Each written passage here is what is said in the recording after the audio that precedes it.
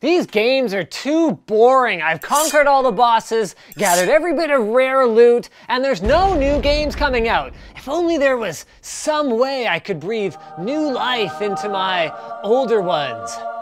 Oh wait, there is.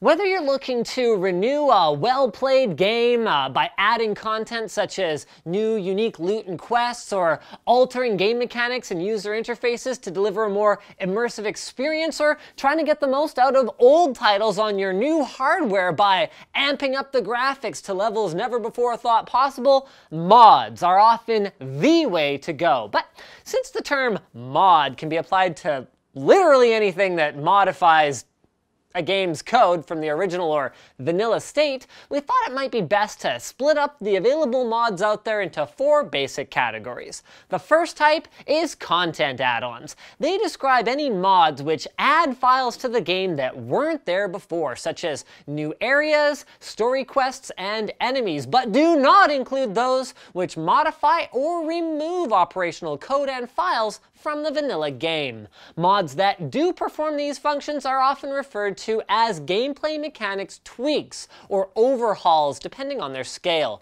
They include anything that alters pre-existing quests, stats, or character abilities, including those which may make enemies harder to destroy or add new powers such as speedrunning or flying. If a mod of this type attempts to correct real or perceived mistakes in the game's vanilla design, they are often referred to as unofficial patches, which is a nice way of implying they've done a better job than the studio's official patch. The third and possibly most popular type of mods are known as graphical art mods. These can have a range of effects, from improving or replacing lower quality textures with high definition ones to modifying effects or even color balance. Oftentimes, if a game is popular, users or groups of users will even develop conversion packages which alter nearly every aspect of the game's visual design, usually while adding a small amount of necessary content or altering the mechanics somewhat to make sure that, that new tree texture doesn't allow you to walk, 6 inches into it because it's bigger than the original one, or whatever else the case may be. Sometimes, though, regardless of how nice a game can be made to look or be balanced, annoying little things such as menu navigation can limit a person's ability to become fully immersed and enjoy their game. So this style of mod can have certain capabilities, like getting rid of HUD clutter when it's not in use, or minimizing the time spent in annoying inventory menus. Some are even necessary for other mods to be installed or to allow their individual settings to be changed. So while all this modding can be great for extending a given title's potential, sometimes even into their completely own spin-offs and franchises, it goes without saying that altering vanilla code heavily can lead to some interesting bugs and crashes. In fact, a person usually isn't considered a, full, card-carrying member of the modding community until they have completely wrecked a game's code and/or, hundreds of hours worth of save games at least once, necessitating a full reinstall and restart.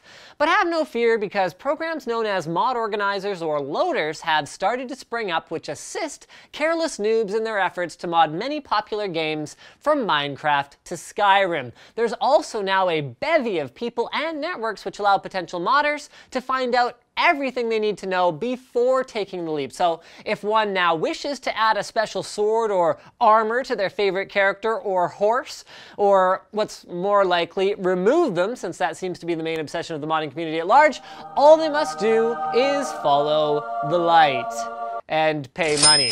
Or not. Boy, that was some quick backpedaling. Speaking of following the light, FreshBooks. FreshBooks is designed for freelance workers or small businesses. It's an online tool that makes invoicing, getting paid, and tracking expenses easier. It's all about those little details like cash flow. Actually, that's a really big deal for a small business, and a big business, really anyone. It shows a full history of each invoice and allows you to check if your client has viewed the invoice, and allows your clients to pay by credit card online, because half of the battle with clients sometimes is getting them well, making it easy for them to pay you, because if it's a hassle, then they're just going to put it off and put it off and put it off, and that's money that you don't have to reinvest into your business. It's really great for freelance guys as well, because you can update your FreshBooks timesheet from your phone and pull project hours right into an invoice, so you're constantly logging them and keeping track, so that you don't have to go and be like, oh, it's the end of the month.